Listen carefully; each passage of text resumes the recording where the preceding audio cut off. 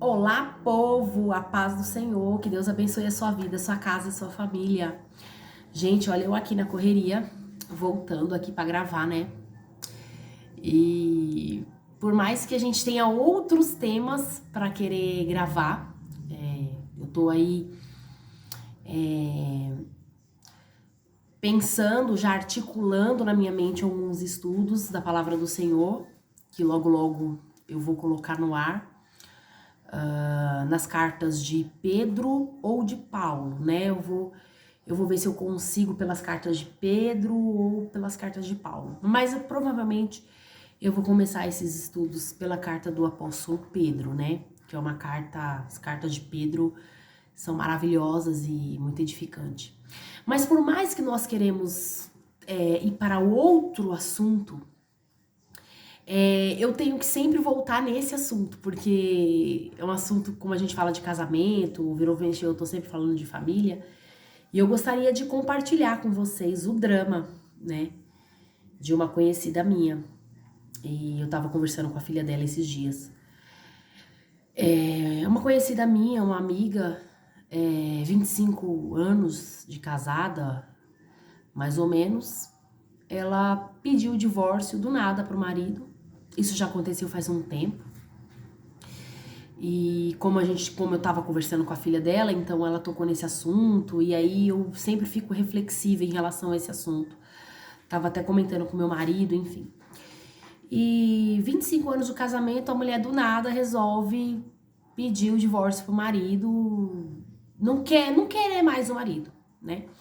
25 anos de casamento, um casal com 2 filhos, uma vida financeira totalmente estabilizada, ambos empreendedores, os dois no ramo de alimentos, né? O marido parece que no ramo de alimento, acho que de fruta, de legumes, e ela no ramo de alimento também, mas no ramo de pizzaria, essas coisas assim. E a mulher do nada pediu o divórcio e largou do marido, né? Largou do marido e aquela coisa toda, o divórcio aconteceu, a separação dos bens e tudo mais. E eu conversando com essa minha amiga, essa minha amiga disse que a mãe se arrependeu de ter largado o marido, de ter divorciado do marido. Porque quando acontece um divórcio, acontece a desestrutura, né, familiar dos filhos, a desestrutura dela financeira também aconteceu. E bateu aí o arrependimento, né, de ela ter feito isso. E hoje o marido dela, que no caso é o ex-marido, né, o marido mesmo dela, que ela largou, se casou novamente, teve um filho e continuou ali a vida dele, dividiu os bens com ela, e hoje ela se arrependeu de ter largado o marido, um casamento de 25 anos, uma vida toda feita. Os dois vieram do nada, eram empreendedores, na verdade ainda continuam sendo. E hoje ela sente o baque, né, financeiro. Ela mesma disse que depois nunca mais a vida dela financeira se estabeleceu como antes quando ela era casada. E que ela se arrepende de ter deixado o marido.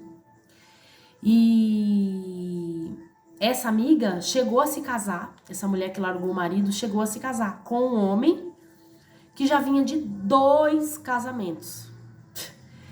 E adivinha, esse casamento não deu certo.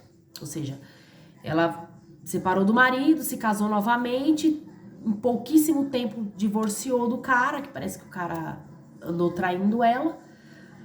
E tá sozinha, e o marido verdadeiro se casou novamente, teve um filho, e ela tá aí arrependida porque largou a família. E eu fico imaginando quantas pessoas hoje não se arrependeram, né, de ter traído seus cônjuges, de ter largado seus cônjuges, né, depois de uma vida, depois de 10 anos, 15 anos, 20 anos, 30 anos. E hoje essas pessoas estão separadas, totalmente desnorteadas, sem saber o que fazer, porque imagina, você tá 30 anos, 20, 25 anos com uma pessoa. É uma vida, né, irmãos? É muito tempo. Você se acostumou com aquela pessoa, você fez a vida, construiu uma vida junto com aquela pessoa, filhos, E tudo isso, quando chega o divórcio, tudo isso é dilacerado. E isso impacta muito na vida dos filhos, gera traumas, é algo terrível, né? E a gente vê o drama, a complexidade do segundo matrimônio aí, que é complexo, né? Porque agora ela quer voltar pro marido legítimo, o marido legítimo, por, por ter ficado só, se casou novamente, construiu uma outra família, né? Teve um filho e ela tá sozinha, se arrependeu de voltar pro marido. O marido não volta porque já construiu um outro lar, né? E a vida já não é mais a mesma, porque uma coisa era a vida dela com o marido, agora a vida dela sem o marido já é outra. Chegou a se casar novamente, não deu certo. Detalhe, é da igreja, frequenta a igreja, né? Frequenta a igreja, ela é crente. E hoje sente o peso, hoje a gente vê o drama, né? A dificuldade que ela tá enfrentando por isso daí. O preço que ela tá pagando em relação a isso. Em todos os aspectos, né? Na parte espiritual, na parte financeira, enfim, na parte emocional. Os filhos também, claro, que já são grandes, são adultos. Ficam tristes ao ver essa situação, porque os filhos queriam que os dois retornassem. E gera toda essa complexidade. Desculpa. Gera toda essa complexidade que as igrejas não conseguem, né, resolver, não conseguem alinhar. Porque a complexidade, o segundo casamento é muito complexo quando a pessoa entra, né? Porque quando a pessoa entra, ela entra numa vontade viciada de querer casar de novo, de querer ser feliz. Mas quando essa pessoa descobre a verdade, descobre a palavra de Deus, descobre que isso é um pecado, para essa pessoa sair, se torna muito difícil. Muito complexo, porque o pecado, o adultério, ele cria raízes, né? Muito complexo. Porque de um lado você tem uma esposa que abandonou o marido, e esse marido, obviamente, não vai ficar sozinho, porque ela largou, não quer mais, automaticamente um fica exposto ao adultério. Os dois ficam expostos, né? Mas a pessoa que pede o divórcio, ela expõe o outro ao adultério. Então, ela rompe ali aquele casamento, ela rompe aquela aliança. E aí, aquela outra parte fragilizada, né? Sem esperar, sem saber, acaba entrando em um pecado, lógico, por não ter o conhecimento da palavra, por não ter o conhecimento da palavra de Deus, acaba entrando nesse pecado. E a outra parte, com o tempo, também engodada por Satanás, também entra no pecado. Mas só que aí vira toda uma bola de neve, né? Vira toda uma bola de neve, porque para depois sair disso, é só, irmãos, debaixo de muita oração. Só quando a pessoa realmente ela é impactada, ela é transformada de fato para ela poder fazer uma renúncia desse tipo. Porque não é só porque a pessoa se casou novamente. O problema do segundo casamento é que ele gera... Há uma quebra de princípio muito grande, né? A quebra dos votos para com o cônjuge, a ofensa a Deus, o impacto na vida dos filhos, a destruição familiar, o impacto financeiro, o impacto espiritual, o impacto emocional, familiares que acreditavam, pai, mãe, sogro, sogra naquele relacionamento, promessas que foram quebradas, a exposição social, né? Porque agora essa pessoa vai se apresentar à sociedade como uma pessoa divorciada, a vergonha de ter que contar para os familiares que aquele casamento se rompeu, as marcas, as feridas que ficam nos filhos, os traumas que ficam na esposa que foi deixada, o impacto, o trauma, ferida que fica no marido. Aí essas pessoas, ambos feridas, se envolvem em outro casamento, entram em adultério também. Aí já vem uma outra complexidade, porque muitas dessas pessoas que se separam, assim, tipo, com muitos anos de casado, vão casar com outras pessoas que também já vêm de um divórcio, e já vêm filhos dos cônjuges dos ex, e aí fica aquela salada de toda aquela bagunça, e a maioria das pessoas dizem que, muitas pessoas que adentram no segundo casamento diz que se arrependeu, que era melhor não ter entrado. Então, o problema do segundo casamento vem todo esse combo aí, sabe? Não é só pelo fato da pessoa ter casado novamente, mas vem todo esse combo que eu acabei de citar, né? Aí o marido deixa a esposa com os filhos dele lá e vai casar com uma outra mulher para criar os filhos de outro homem que abandonou aquela casa. Gente, é uma loucura total. É uma complexidade sem tamanho. Aí essas pessoas vão para a igreja já recasadas, com traumas, já grossa de tanto sofrer. E aí, ao invés delas serem acolhidas, amparadas e confrontadas com a palavra da verdade, ou seja,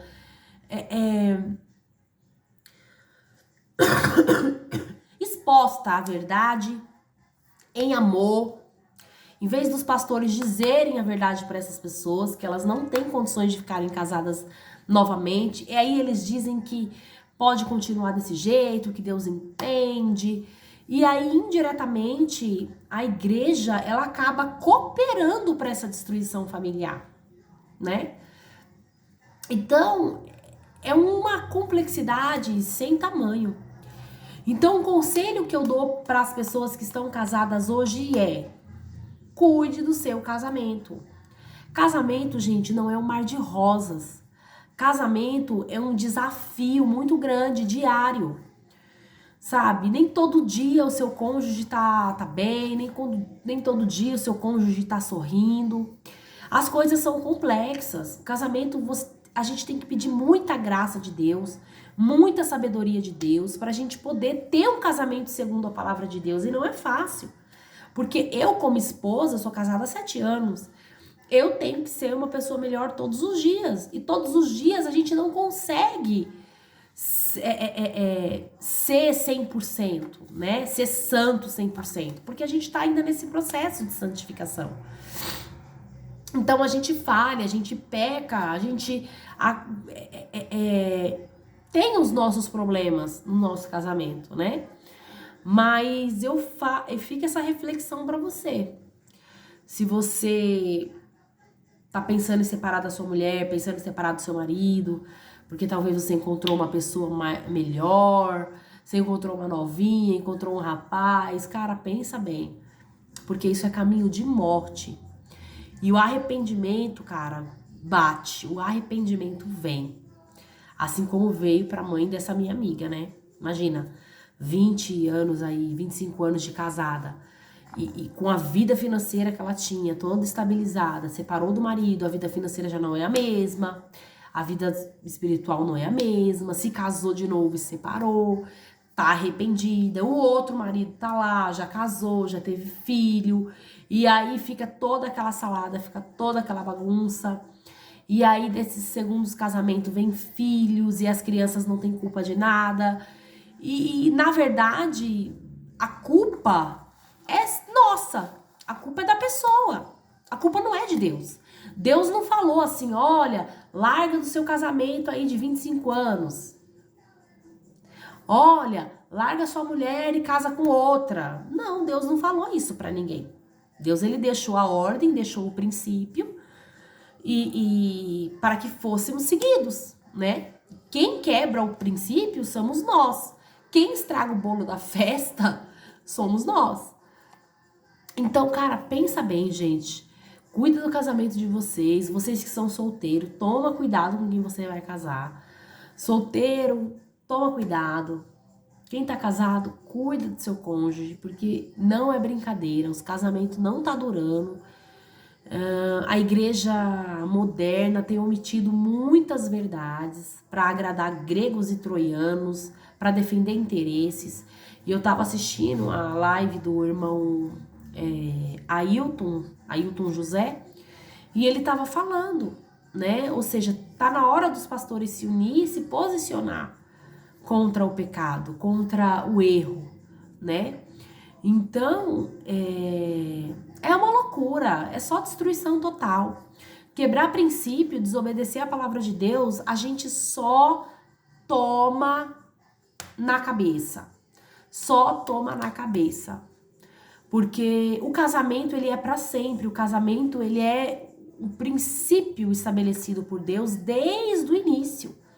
Tanto é que o casamento, ele é algo tão divino, assim, tão maravilhoso, algo que Deus fez, que o casamento ele não tá preso a nenhuma esfera religiosa, a nenhuma cultura, a nada. O casamento ele foi entregue ao gênero humano, ao homem.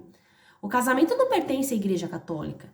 O casamento não pertence à igreja evangélica, ao budista, ao islamista, ao kardecista, não pertence a ninguém. Todo homem e mulher que se ajunta maritalmente, sendo ambos solteiros e vão morar debaixo do mesmo teto, ali é um matrimônio selado por Deus. Independente se eles são crentes, se eles não são crentes, se eles são evangélicos, católicos, budista, ateu. Uma vez que se uniu, está selado e é até a morte que vai. Não adianta a gente chorar, gente. Sabe? Então, é muito complicado isso. A gente vê hoje as igrejas omitindo esse ensino, pastores ensinando errado, dizendo que a pessoa divorciada pode casar de novo. E aí a gente vê dentro da igreja não só as pessoas se casando pela segunda vez, mas se casando pela terceira, pela quarta, pela quinta. Pastores trocando de esposa igual trocar de roupa. Sendo que 30, 40 anos atrás, um pastor divorciado em cima do púlpito, casado pela segunda vez, era um escândalo muito grande, era inadmissível. E hoje você encontrar uma igreja que defende a indissolubilidade matrimonial, de 1000 você encontra uma. Tem ainda essas igrejas, mas de 1000 você encontra uma. Porque hoje em dia tá tudo liberado, hoje em dia tudo pode. O que era pecado antes, hoje já não é bem assim, hoje não é mais. Então, assim, antes da lei do divórcio entrar no país, antes de 1977, da lei do divórcio entrar no país, as igrejas não aceitavam divórcio, segundo casamento e tal, salvo por agressão física, algum dolo ali cometido contra a mulher, aí separava, né? Mas tinha só a separação de corpos. Não tinha divórcio, era só o desquite, né? E aí depois que a lei do divórcio entrou no país, a igreja foi até contra no início, combateu muito isso, mas depois foi se deixando levar e foi, e hoje a igreja aceita. Ou seja, lá atrás, o que era a maioria contra, hoje inverteu. Hoje a igreja aceita e a minoria é a favor do casamento. E a mesma coisa vai acontecer, e eu temo, mas eu acredito que isso vai acontecer. É uma opinião minha. A mesma coisa da causa LGBT. Quando eles conseguirem ali o direito de se casarem ali, querer até mesmo se casar na igreja, eu quero ver o que vai acontecer, o que esses pastores vão fazer. Porque o cara vai querer lá entrar na igreja sendo homossexual, sem querer renunciar ao pecado, nada contra a pessoa do homossexual, mas a partir do momento que a pessoa resolve entregar a vida a Cristo, ela precisa abandonar o pecado. E aí vai incluir, a gente já vê que já tem igrejas inclusivas, né? É a minoria hoje. Mas amanhã vai ser a maioria. E aí as igrejas evangélicas tradicionais vai aceitar também, né? Porque aí o homossexual, ele vai chegar na igreja tradicional, ele vai querer ser aceito daquele jeito, não vai querer abandonar o pecado, e aí o pastor vai querer confrontar, e aí ele mesmo vai falar, ué, mas eu como homossexual não posso ficar na igreja desse jeito. Mas você pode casar gente divorciada? Ou seja, vai acabar se virando contra a própria liderança. Por quê? Porque não combate o erro, não combate mais o pecado, entendeu? E o pecado tem que ser combatido, né? Assim como o homossexualismo é pecado, o divórcio e o recasamento também é errado. Então, a gente tem que tomar muito cuidado com isso e vigiar e pedir muita graça, muita orientação a Deus. Porque casamento não é brincadeira, não é brincadeira. E existe muitas lideranças evangélicas brincando com isso. A gente vê pastores aí dando cada conselho que você fica assim, meu Deus do céu, da onde esse homem tirou isso? Mas a palavra de Deus, ela não muda, ela continua sendo a mesma. E ela não vai se adequar à vontade do homem. Somos nós que devemos nos adequar à vontade de Deus e à vontade da palavra e da Bíblia. É a gente que tem que se quebrar, é a gente que tem que chorar, é a gente que tem que derramar lágrimas para largar a nossa vida suja, a nossa vida pecaminosa, né? Não querer viver de qualquer jeito. Não é a Bíblia que tem que se dobrar a nós, é nós que temos que nos dobrar à Bíblia Sagrada. Amém? Irmãos, só esse comentário mesmo, só essa reflexão. E o que fica aí é um alerta, né? Você que é casado, cuida do seu casamento. Você que é solteiro, cuida com quem você vai casar. Porque a coisa não tá fácil, tá? Então, oremos para que nós não venhamos a cair e não venhamos levar outros a pecar também. Amém? Irmãos, que Deus abençoe. Fique com Deus até o próximo vídeo. A paz do Senhor. Tchau, tchau.